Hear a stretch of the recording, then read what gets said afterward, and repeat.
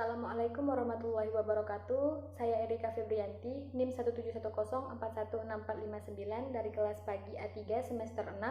Di video ini hari ini Senin tanggal 11 Mei 2020 pukul 8.00 sampai 10.00 saya akan menyampaikan jawaban ujian tengah semester mata kuliah e-marketing dosen pengampu Bapak Adi Mursalin SEMM.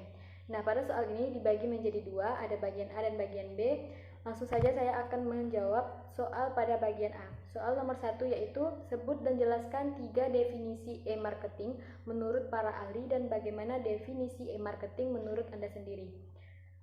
Menurut para ahli, yang pertama menurut Boni dan Kurtz, e-marketing adalah salah satu komponen dalam e-commerce dengan kepentingan khusus oleh marketer, yakni strategi proses pembuatan, pendistribusian, promosi, dan penetapan harga barang dan jasa kepada pangsa pasar internet atau melalui peralatan digital lainnya. E-marketing menurut Armstrong dan Kotler adalah yang bisa diartikan sebagai berikut, yaitu e-marketing adalah sisi pemasaran dari e-commerce yang terdiri dari kerja dari perusahaan untuk mengkomunikasikan sesuatu, mempromosikan dan menjual barang dan jasa melalui internet. Nah, menurut Strauss dan Frost, e-marketing adalah penggunaan data dan aplikasi elektronik untuk perencanaan dan pelaksanaan konsep, distribusi, promosi, dan penetapan harga untuk menciptakan pertukaran yang memuaskan tujuan individu dan organisasi. Nah, menurut saya sendiri, e-marketing adalah sisi pemasaran dari e-commerce yang terdiri dari kerja sebuah perusahaan untuk mengkomunikasikan sesuatu, mempromosikan, serta menjual barang dan jasa melalui internet atau peralatan digital lainnya. Nah, soal nomor 2 yaitu apa tujuan melakukan pemasaran internet atau e-marketing. Nah, tujuan yang pertama yaitu dapat menjangkau para calon konsumen dengan biaya yang lebih murah. Kemudian yang kedua, dapat melacak dan juga mengukur data respon konsumen terhadap aktivitas marketing yang dilakukan perusahaan. Nah, yang ketiga, dapat menjangkau suatu pasar global sebagai pangsa pasar baru. Nah, yang keempat, menyajikan suatu promosi yang lebih menarik. Kelima, mempermudah sebuah proses pembelian dibandingkan dengan sistem offline. 6, yaitu personalisasi suatu perusahaan pemasaran untuk tiap calon konsumen. Kemudian yang ketujuh, one-on-one marketing juga. Yang terakhir yaitu 24-hour marketing pula. Lanjut soal ketiga yaitu jelaskan beberapa tips untuk pemasaran internet melalui sosial media seperti Facebook, Instagram, email, dan WhatsApp. Tipsnya yang pertama yaitu membangun kredibilitas, yang kedua yaitu menarik pelanggan potensial, yang ketiga membangun relasi di media sosial, yang keempat membagikan konten yang sesuai, yang kelima membuat konten yang valuable, yang keenam menggunakan gambar yang baik dan menarik, yang ketujuh crowdsource untuk konten menarik dan otentik, 8 yaitu berpartisipasi dalam kelompok dan komunitas, 9 yaitu berinteraksi dengan followers, dan yang terakhir yaitu fokus pada beberapa platform sosial media yang potensial. Kemudian soal yang keempat yaitu jelaskan tentang langkah-langkah cara memasang iklan gratis di Facebook yang perlu Anda persiapkan terlebih dahulu, diantaranya akun Facebook yang aktif, yang kedua fanpage, yang ketiga yaitu gambar yang lolos peraturan teks maksimal 20% atau video. Yang keempat yaitu ada materi copywriting-nya. Terus yang terakhir ada kartu kredit atau kartu debit dari Bank Mandiri yang sudah private by Visa atau kartu jenis dari BTPN.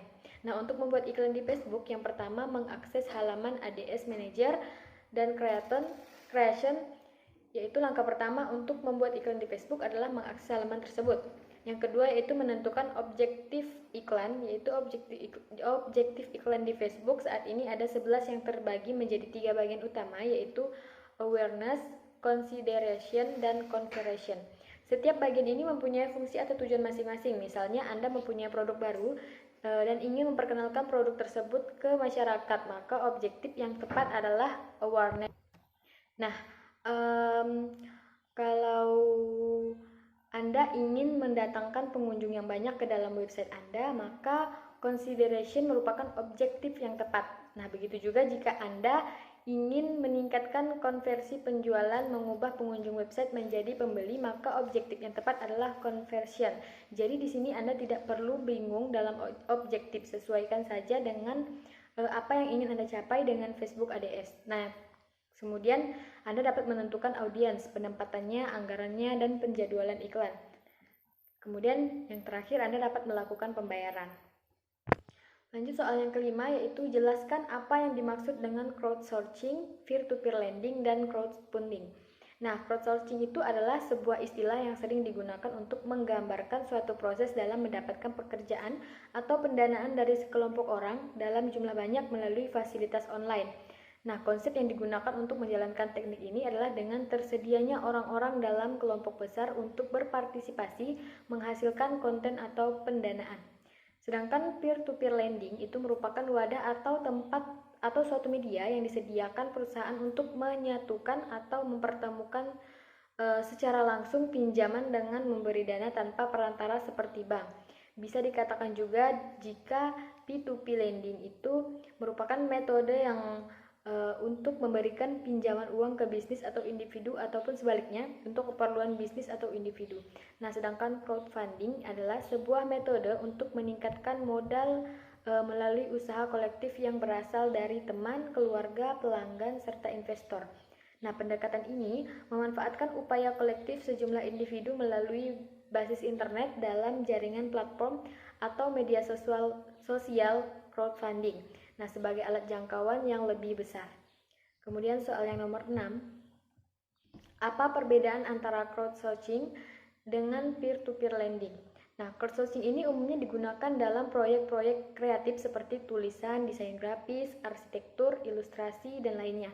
Saat ini cukup banyak perusahaan yang menggunakan metode crowdsourcing untuk mengumpulkan dana mendapatkan ide proyek sesuai yang diinginkan. Nah, salah satu contoh adalah Wikipedia sebagai platform tulisan berisi informasi tentang segala hal. Platform ini memungkinkan pengguna terdaftar memberikan kontribusi dalam bentuk tulisan yang informatif. Pengguna crowdsourcing cenderung lebih cepat, variatif, punya banyak pilihan ide, dan tentu lebih murah dibanding menggunakan jasa seseorang profesional di bidang terkait. Nah, sedangkan peer-to-peer lending itu dalam praktiknya kegiatan pinjam-meminjam di peer-to-peer dilakukan secara online. Nah, pemberi pinjaman dan peminjam tidak bertemu satu sama lain. Di samping itu, Anda bisa mendapatkan pinjaman tanpa perlu menjaminkan apapun, tanpa tanggungan. Nah, setelah peminjaman disetujui, Anda akan terkait perjanjian mengenai kewajiban kepada pemberi pinjaman. Selanjutnya soal ke-7, soal terakhir di bagian A, yaitu coba buka buku e-marketing yang sudah Bapak posting di grup WA dan baca bab 5 dan bab 6. Apa yang dapat disimpulkan dari kedua bab yang Anda baca tersebut dan manfaat apa yang Anda peroleh? Apakah Anda mengalami kesulitan dalam memahami bab 5 dan bab 6? Dan jika Anda menemukan kesulitan apa yang Anda hadapi? Nah, kesimpulan yang dapat saya ambil dari kedua bab tersebut adalah pada bab 5 dapat disimpulkan bahwa pada bab tersebut merupakan pengantar bagaimana menggunakan user experience dan beberapa istilah serta konsep kunci yang perlu dipahami yang harus diikuti yang menguraikan prinsip-prinsip kunci user experience yang harus selalu diingat dan beberapa pertimbangan khusus yang harus diperhatikan dalam menggunakan cellular user experience. Dari sinilah kita akan diajarkan untuk mengimplementasikan proyek user experience tersebut dan kita akan memperoleh panduan yang penting yang dapat digunakan untuk menguji dan mengoptimalkan hasil dari suatu proses desain user experience. Nah, sedangkan kesimpulan pada bab 6 itu lebih memperkenalkan desain web, menawarkan pemahaman tentang bagaimana properti web dibangun agar solid secara teknis, ramah penggunaan, dan sejalan dengan tujuan pemasaran. Sebagai lanjutan dari pelajaran user experience di bab sebelumnya, pembaca akan belajar tentang proses pengembangan web. Nah, manfaat yang saya peroleh setelah membaca kedua bab tersebut, yang pertama, saya memahami bahwa kedua materi tersebut saling berhubungan, yang mana sebelum memulai mendesain sebuah web, kita harus mempelajari dulu yang namanya user experience di bab 5. Setelah itu, baru belajar lanjutannya tentang proses pengembangan web pada bab 6. Kemudian manfaat yang kedua, yaitu saya dapat belajar mengenai bagaimana cara mengimplementasikan proyek dengan user experience. saya juga memperoleh sebuah panduan yang penting untuk menguji dan mengoptimalkan hasil dari suatu proses desain user experience, serta belajar tentang bagaimana proses mengembangkan sebuah web. Nah, sebenarnya mungkin menurut banyak orang tidak ada kesulitan yang dihadapi untuk memahami kedua bab tersebut. Namun menurut saya merasakan sedikit kesulitan karena perlu adanya penjelasan yang lebih dari orang yang memang lebih tahu mengenai apa yang dibahas dalam bab-bab tersebut. Dengan begitu mungkin saya akan mendapatkan lebih banyak lagi manfaat dari memahami kedua bab tersebut. Nah, itu tadi adalah jawaban soal UTS yang saya jawab pada bagian A. Selanjutnya saya akan menjawab soal pada bagian B. Di bagian B ini perintahnya adalah disuruh menonton sebuah video, kemudian sebutkan judul video, definisi dari judul video, makna judul video, siapa pembicara, apa yang dibicarakan, serta apa yang diperoleh setelah menonton video tersebut, dan berikan pendapat tentang penjelasan yang disampaikan oleh pembicara dalam video tersebut. Langsung saja di video yang pertama, judul video tersebut yaitu tentang pemasaran digital atau cara jitu memahami pemasaran di era digital. Kemudian definisi dari judul video tersebut yaitu bagaimana mempelajari, mengenal, serta memahami pemasaran melalui internet. Sedangkan makna dari judul video tersebut yaitu memahami dan memulai bisnis melalui internet. Pembicaranya adalah Budi Setiawan. Yang dibicarakan di video tersebut yaitu membicarakan seputar penggunaan internet. Pertama, kita tahu bahwa jumlah penggunaan internet di dunia, khususnya di Indonesia, semakin meningkat dari tahun ke tahun. Penetrasi pengguna internet di Indonesia juga sudah mencapai 132,7 juta. Kemudian video tersebut juga menampilkan komposisi penggunaan internet di Indonesia serta perilaku pengguna internet di Indonesia. Dalam video tersebut juga menampilkan tips praktis untuk memulai bisnis online. Adapun tipsnya yaitu yang pertama, fokus dan temukan apa yang dibutuhkan pasar. Yang kedua, memanfaatkan laptop atau PC atau smartphone plus kuota internet. Yang ketiga yaitu buat copywriting yang menjual. Yang keempat, buat sebuah website dan akun medsos. Yang kelima, bangun reputasi. Yang keenam, bergabung di situs e-commerce seperti Tokopedia, Bukalapak, dan lain-lain. Dan yang ketujuh yaitu interaksi dengan konsumen menggunakan beragam aplikasi seperti WA, email, chat, dan lain-lain. Nah, yang saya peroleh setelah menonton video tersebut yaitu tentunya pasti kita akan mendapatkan pengetahuan baru dari video-video tersebut. Saya jadi tahu teknik atau cara bagaimana berbisnis online dengan menampilkan tips untuk memulai bisnis online atau sangat memudahkan bagi orang-orang yang ingin memulai bisnis melalui media online. Video tersebut juga membagikan tips praktis Instagram for marketing. Ini juga sangat bermanfaat bagi kalian yang ingin berbisnis online, memulai melalui media sosial, contohnya seperti Instagram. Nah, pendapat saya mengenai penjelasan yang disampaikan oleh pembicara di video tersebut yaitu penjelasan di video tersebut sangat jelas dan sangat bermanfaat sekali.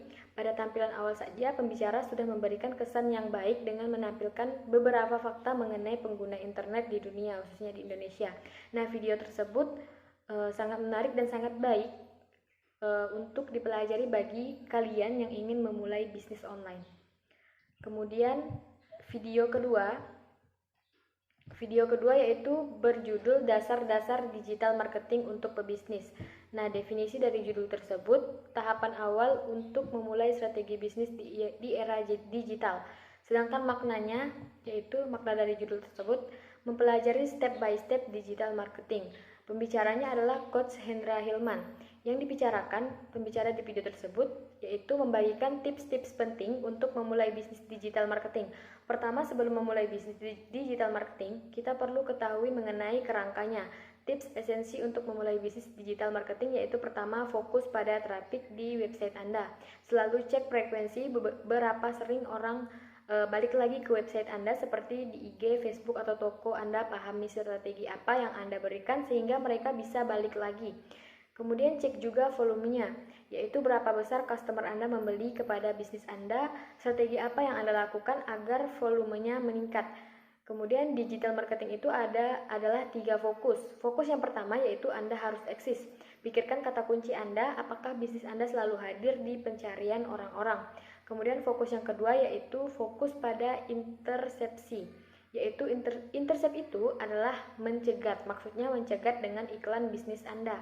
Kemudian fokus yang ketiga yaitu fokus pada online customer dengan membangun kedekatan maupun hubungan dengan email marketing.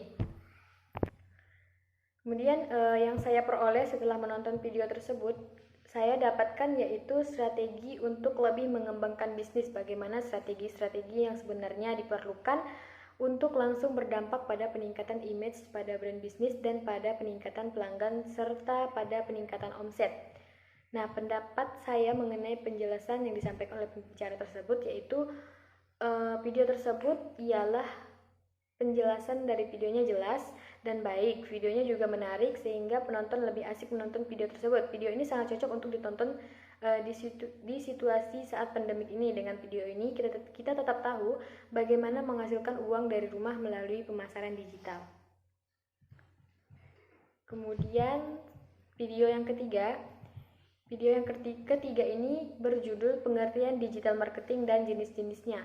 Nah, definisi dari judul tersebut yaitu mempelajari apa itu pemasaran digital dan mengetahui jenis-jenisnya. Makna dari judul video tersebut yaitu mengetahui serta memahami tentang digital marketing beserta jenisnya. Pembicaranya yaitu Desiana, seorang marketing spesialis dan founder dari seputar marketing.com. Yang dibicarakan dari video tersebut yaitu menyampaikan pemahaman mengenai digital marketing, yaitu adalah salah satu metode marketing yang menggunakan digital. Online marketing sama dengan online marketing. Nah, yang saya peroleh setelah menonton video tersebut yaitu mengetahui secara mudah mengenai pengertian digital marketing dan apa saja jenis-jenis digital marketing yang dapat diterapkan bagi bisnis siapapun. Nah, pendapat saya mengenai penjelasan video yang disampaikan oleh pembicara tersebut, dalam video tersebut isi materi yang disampaikan sangatlah jelas, menarik juga pastinya sehingga dapat menambah pengetahuan kita. Selain itu cara penyampaian juga bagus dan mudah untuk dipahami. Nah, video yang keempat yaitu berjudul What is Crowdsourcing, yaitu definisi dari judul tersebut yaitu tentang apa itu crowdsourcing. Maknanya yaitu mengenal serta memahami tentang crowdsourcing.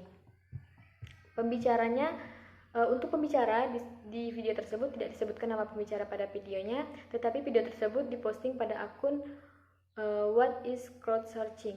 Apa yang dibicarakan yaitu menjelaskan tentang maksud dari crowdsourcing, di mana crowdsourcing diciptakan oleh penulis artikel bernama Jeff. Apa yang diperoleh setelah menonton video tersebut yaitu mengetahui bahwa crowdsourcing ini adalah tindakan yang secara tradisional dilakukan oleh karyawan yang ditunjuk dan mengalihdayakannya ke kelompok orang yang umumnya tidak dikenal dalam bentuk panggilan terbuka.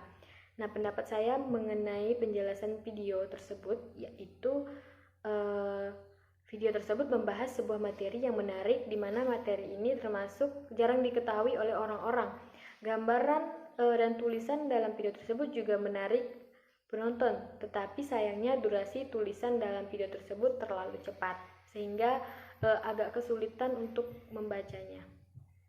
Kemudian pada video yang kelima, judul video tersebut yaitu tentang digital marketing menumbuhkan pemirsa Facebook fanpage, pelatihan digital marketing pahlawan ekonomi. Nah, definisi dari judul tersebut yaitu pemasaran digital menambah atau mengumpulkan konsumen dari fanpage Facebook. Makna judul video tersebut menemukan konsumen dari fanpage Facebook pada digital marketing. Nah, pembicaranya adalah Reza Ayu Putri dari tim trainer Facebook. Yang dibicarakan yaitu menjelaskan bagaimana menarik perhatian orang-orang yang ada di fanpage Facebook. Apa yang diperoleh setelah menonton video yaitu menarik perhatian. Video tersebut menarik perhatian konsumen dari fanpage Facebook. Kita harus melakukan yang pertama, harus mengundang orang untuk menyukai halaman kita. Selanjutnya tambahkan tombol atau ajakan bertindak